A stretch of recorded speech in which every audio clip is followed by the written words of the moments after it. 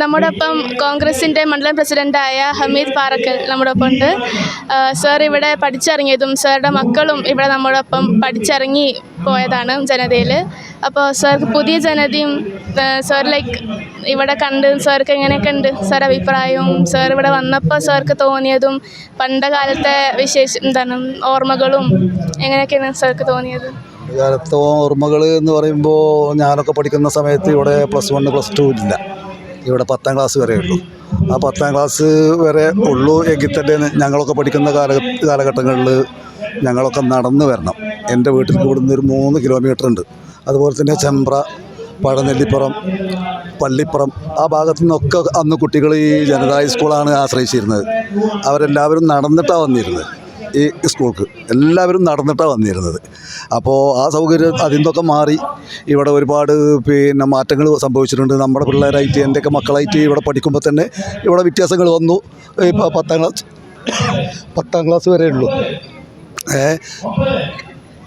പിന്നെ വീണ്ടും +1 +2 ഇവിടെ വന്നു. അങ്ങനെ എൻ്റെ മക്കൾ +1 +2 ഒക്കെ ഇവിടുന്ന് പഠിച്ചു. അങ്ങനെ ഈ സ്കൂളിന് പുരോഗതിയാണ് ഉണ്ടായിട്ടുണ്ട്. ഞങ്ങൾ പഠിക്കുന്ന കാലത്ത് ഈ സ്കൂളിനെ സംബന്ധിച്ചിടത്തോളം ഈ സ്കൂളിൽ കുട്ടികൾ ചേരാനില്ലാത്തൊരവസ്ഥ ഉണ്ടായിരുന്നു. കുറച്ച് കഴിഞ്ഞപ്പോൾ ചേരാനില്ല. എല്ലാ കുട്ടികളും കുറേ പുതിയ സ്കൂളുകൾ വന്നപ്പോൾ ആ സ്കൂളുകൾ തേടിയിട്ട് അങ്ങോട്ടും ഇങ്ങോട്ടും പോകേണ്ട ഒരു ഗതികേട് കുട്ടികൾക്ക് ഉണ്ടായിട്ടുണ്ട്. അന്ന് ഈ സ്കൂൾക്ക് വരാൻ ആർക്കും താല്പര്യമില്ല. പക്ഷേ എന്നിരുന്നാലും ഇപ്പോൾ അങ്ങനെയല്ല ഈ സ്കൂളിൻ്റെ അവസ്ഥ. ഇപ്പോൾ നാടൻപിൽ ചേരാൻ ഉദ്ദേശിക്കുന്ന ആളാണെങ്കിലും ശരി, കൊപ്പത്ത് ചേരാൻ ഉദ്ദേശിക്കുന്ന കുട്ടികളാണെങ്കിലും ശരി, അവരൊക്കെ കൈപ്പുറം ജനതാ ഹൈസ്കൂൾ അതിൽ കിട്ടുമോ എന്നാണ് കുട്ടികൾ പരീക്ഷിക്കുന്നത്. ഇവിടെ കിട്ടുന്നില്ലെങ്കിലാണ് മറ്റു സ്കൂളുകളിലേക്ക് പോകാൻ തയ്യാറാവുന്നുള്ളൂ. ഇപ്പോൾ ജനതാ സ്കൂളിൻ്റെ നിലവാരം ഉയർന്നിട്ടുണ്ട്. അതുപോലെ തന്നെ ഈ സ്കൂളിലെ PTA കമ്മിറ്റികൾ, അതുപോലെ തന്നെ നിരന്തരം വരുന്ന MLA MP എല്ലാ ആളുകളും ഈ സ്കൂളിന് വേണ്ടിയുള്ള ഒരുപാട് സഹായ സഹകരണങ്ങൾ ചെയ്തതിൻ്റെ അടിസ്ഥാനത്തിൽ നമ്മുടെ സ്കൂളിൽ എല്ലാവിധ കാര്യങ്ങളും നമുക്ക് ഇവിടെ ഉണ്ടാക്കിയെടുക്കാൻ സാധിച്ചിട്ടുണ്ട്. അത് ഈ സ്കൂളിന് എല്ലാവിധ നേട്ടങ്ങളും നമുക്ക് എല്ലാവർക്കും ഇവിടുത്തെ PTA-ക്കും MP MLA പഞ്ചായത്ത് എല്ലാ ജനപ്രതിനിധികൾക്കും ഒരുമിച്ച് നിന്നുകൊണ്ട് നമുക്ക് ഈ സ്കൂളിന് നേട്ടം ഉണ്ടാക്കാൻ സാധിച്ചിട്ടുണ്ട് എന്നാണ് എൻ്റെ എളിയ അഭിപ്രായം. ഈ സ്കൂളിന് നിലവാരം വർദ്ധിച്ചിട്ടുണ്ട്. ഇവിടുത്തെ അധ്യാപകർ, ടീച്ചേഴ്സ് മുഴുവൻ ആളുകളും നല്ല പെരുമാറ്റമാണ്, നല്ല ഡീസൻ്റായിട്ട് കുട്ടികളായിട്ട് പെരുമാറുന്നുണ്ട്. അതൊക്കെ ഞങ്ങളെ പോലത്തെ ആളുകൾക്ക് അറിയാം. അങ്ങനെ ഈ സ്കൂളിൻ്റെ വളർച്ചയിലും എല്ലാത്തിലും മുൻപന്തിയിൽ തന്നെയാണ്. അത് ഞങ്ങളെ പോലത്തെ ആളുകൾ നോക്കി കാണുന്ന ഒരു വസ്തുതയാണ് ഈ വിഷയത്തിൽ എനിക്ക് പറയാനുള്ളത്. ഇനി എന്തെങ്കിലും നമുക്ക് അറിയാനുണ്ടെങ്കിൽ ചോദിച്ചാൽ ഞാൻ പറഞ്ഞു തരാം. സാർ ഇപ്പോൾ പഠിച്ചിറങ്ങിയിട്ട് സാർ പഠിച്ചിറങ്ങിയ ഒരു സ്കൂളിൽ സാർ തന്നെ ഒരു ഗസ്റ്റായിട്ട് വരുമ്പോൾ സാർക്ക് എങ്ങനെ തോന്നുന്നത്? അന്ന് ഞാൻ പറഞ്ഞല്ലോ, അന്ന് പറഞ്ഞാൽ നമ്മളുടെ ഈ സ്കൂൾ വളരെ ശോചനീയാവസ്ഥയിൽ പോയിരുന്ന ഒരു കാലഘട്ടമാണ്. സ്കൂൾ 10ാം ക്ലാസ് വരെ ഉള്ളൂ.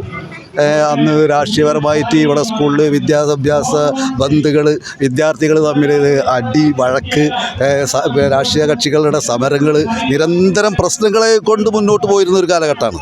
ഇന്ന് നമ്മുടെ കുട്ടികൾക്ക് അങ്ങനത്തെ ഒരു പ്രശ്നങ്ങളും ഇവിടെ ഇല്ല. സമരങ്ങളില്ല, ബുദ്ധിമുട്ടുകളില്ല, കുട്ടികൾ തമ്മിലുള്ള അടികളില്ല. അന്നൊക്കെ ഭയങ്കര പ്രശ്നങ്ങളാണ് ഞങ്ങളൊക്കെ പഠിക്കുന്ന കാലഘട്ടങ്ങളിൽ. രാഷ്ട്രീയം ഇടപെടലും എല്ലാ കാര്യങ്ങളും ഉണ്ടായിട്ടുണ്ട്. അപ്പോൾ അതൊന്നും ഇന്ന് പഠിക്കുന്ന കുട്ടികൾക്കില്ല. ഇന്ന് കുട്ടികൾക്ക് പഠിക്കുക മാത്രമേ ചിന്തിക്കേണ്ടതുള്ളൂ. അതുപോലെ തന്നെ ഇപ്പോൾ ഡ്രഗ്സിന് അടിമപ്പെട്ടിട്ട് കുറേ ആളുകൾ പുറത്തുണ്ട്. അതിൽ നമ്മുടെ സ്കൂൾ കുട്ടികൾ, ഈ സ്കൂളല്ല ഉദ്ദേശിക്കുന്നത്, മൊത്തത്തിൽ സ്കൂളുകളിലുള്ള കുട്ടികൾ ഡ്രഗ്സിന് അടിമപ്പെട്ടിട്ട് അതിലേക്ക് വഴി തെറ്റിപ്പോകുന്നുണ്ട്.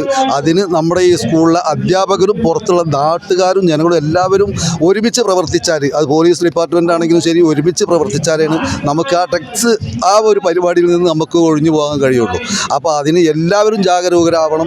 സ്കൂളിൽ CCTV വെക്കും എന്ന് പറഞ്ഞിരുന്നു. ഫുള്ള് വെച്ചിട്ടുണ്ടോ എന്ന് എനിക്കറിയില്ല. പുറത്തേക്കും ഒരു CCTV ഉണ്ടെങ്കിൽ നമുക്ക് ആ CCTV വെച്ചിട്ട് നമുക്ക് അതിനെയും കൂടി തുരത്തിയാൽ വളരെ നന്നായിരിക്കും എന്ന് മാത്രം പറഞ്ഞുകൊണ്ട് ഞാൻ നിർത്തുന്നു. നന്ദി, നമസ്കാരം.